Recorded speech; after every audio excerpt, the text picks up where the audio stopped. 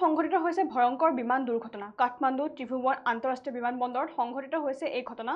পোখৰালৈ যাত্ৰা আৰম্ভ কৰিছিলে উক্ত বিমানখনত যাত্ৰা কৰিছিলে প্ৰায় 19 গৰাকীকৈ যাত্ৰীয়ে আনহাতে উৰণৰ আৰম্ভণিৰ সময়তে দুৰ্ঘটনাত পতিত হয় উক্ত বিমানখন এই বিষয় সন্দৰ্ভত জনাযাম সবিশেষ নেপালত সংঘটিত ভয়ংকৰ বিমান দুৰ্ঘটনা কাঠমাণ্ডু ত্ৰিভুৱন আন্তঃৰাষ্ট্ৰীয় বিমানবন্দৰত সংঘটিত এই ঘটনা পোখৰালৈ যাত্ৰা আৰম্ভ কৰিছিলে উক্ত বিমানখনত যাত্ৰা কৰিছিল প্ৰায় 19 গৰাকীকৈ যাত্ৰীয়ে উৰণ আৰম্ভৰ সময়তে দুৰ্ঘটনাত পতিত হয় বিমানখন উক্ত বিমানখন আছিল সূৰ্য এয়াৰলাইন্সৰ ইতিমধ্যে ঘটনাস্থলীত উপস্থিত হৈছে উদ্ধাৰ অভিযানকাৰী দল দুৰ্ঘটনাত এই পৰ্যন্ত মৃত্যু সাবটিছে প্ৰায় 5 জনকৈ লোকে আৰু আমি যেহেতু জনাই গৈছো যে ইতিমধ্যে কিছু সময় পূৰ্বে নেপালত সংঘটিত হৈছে এক ভয়ংকৰ বিমান দুৰ্ঘটনা আৰু কাঠমাণ্ডুৰ ত্ৰিভুৱন আন্তঃৰাষ্ট্ৰীয় বিমানবন্দৰত সংঘটিত হৈছে এই ঘটনা আৰু জানিব পৰা মতে পোখৰালৈ যাত্ৰা আৰম্ভ কৰিছিলে উক্ত বিমানখনে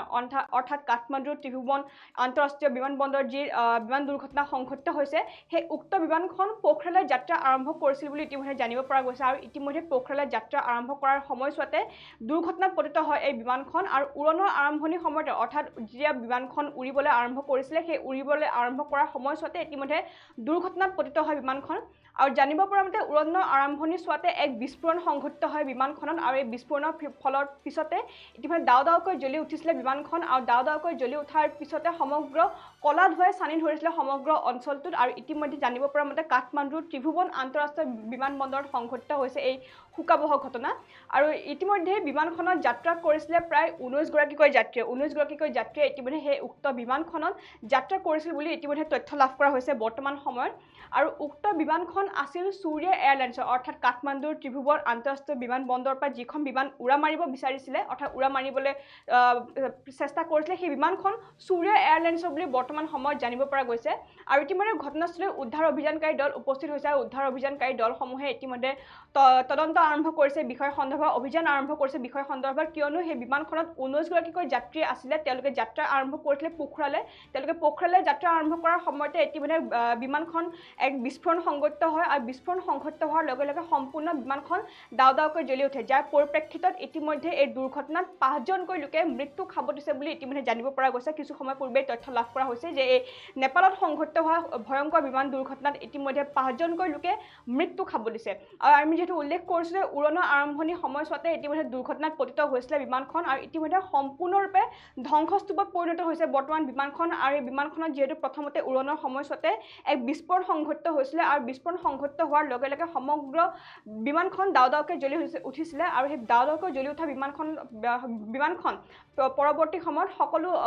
সেই সমগ্ৰ অঞ্চলটোত কলা ধুৱাই চানি ধৰা দেখিবলৈ পোৱা গৈছিলে আৰু ইতিমধ্যে জানিব পৰা মতে এই দুৰ্ঘটনাত প্ৰায় 5 জনকৈ লোকে ইতিমধ্যে মৃত্যু সাবটিছিলে আৰু ইতিমধ্যে উদ্ধাৰ অভিযানকাৰী দল যেহেতু উপস্থিত হৈছে উদ্ধাৰ অভিযানকাৰী দলসমূহ ইতিমধ্যে বৰ্তমান সময়তো উদ্ধাৰ অভিযান অব্যাহত ৰাখিছে কিন্তু শেহতীয়া তথ্য অনুসৰি বিমানখনত 19 গৰাকীকৈ যাত্ৰীয়ে যাত্ৰা আৰম্ভ কৰিছিলে পোখৰালৈ বুলি আৰু ইতিমধ্যে সেই 19 গৰাকীকৈ যাত্ৰীৰ ভিতৰত ইতিমধ্যে 5 জনকৈ লোকে মৃত্যু সাবটিছে বুলি ইতিমধ্যে তথ্য সদৰি কৰা হৈছে আৰু কিছু সময় পূৰ্বে নেপালত এই ভয়ংকৰ দুৰ্ঘটনা সংঘটিত হৈছিলে আৰু কাঠমাণ্ডুৰ ত্ৰিভুৱন আন্তঃৰাষ্ট্ৰীয় বিমানবন্দৰত এই শোকাবহ ঘটনা সংঘটিত হৈছিলে এখন বিমানবন্দৰ এটা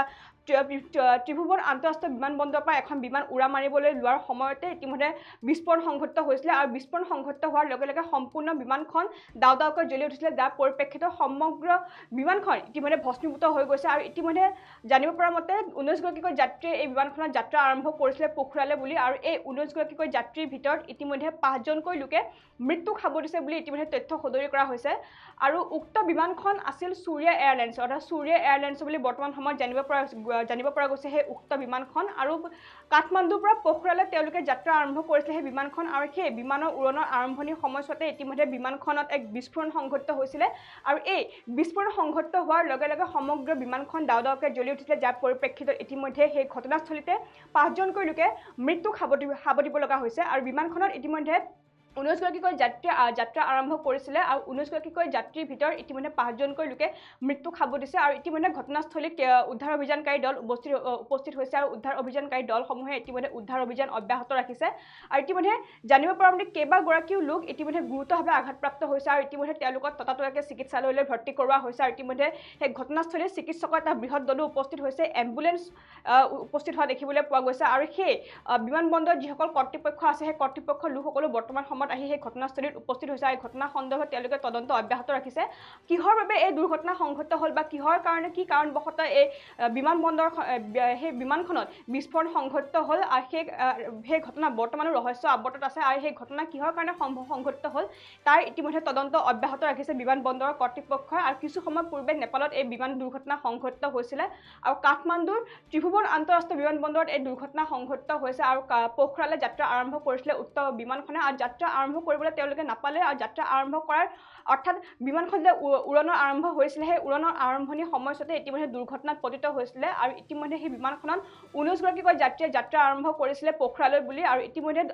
যাত্ৰা আৰম্ভ কৰাৰ পূৰ্বতে বিমানখনৰ এক বিস্ফোৰণ সংঘটিত হয় আৰু বিস্ফোৰণ সংঘটিত হোৱাৰ লগে লগে সম্পূৰ্ণ বিমানখনত দাউদাউকৈ জ্বলি উঠিছিলে আৰু বৰ্তমান সম্পূৰ্ণৰূপে ভস্মীভূত হৈ পৰিছে বিমানখন আৰু ইতিমধ্যে শেহতীয়া তথ্য অনুসৰি দুৰ্ঘটনাত ইতিমধ্যে 5জনকৈ লোকে থিতাতে মৃত্যুক সাৱটিব লগা হৈছে আৰু ইতিমধ্যে ঘটনাস্থলীত উপস্থিত হৈছে উদ্ধাৰ অভিযানকাৰী দল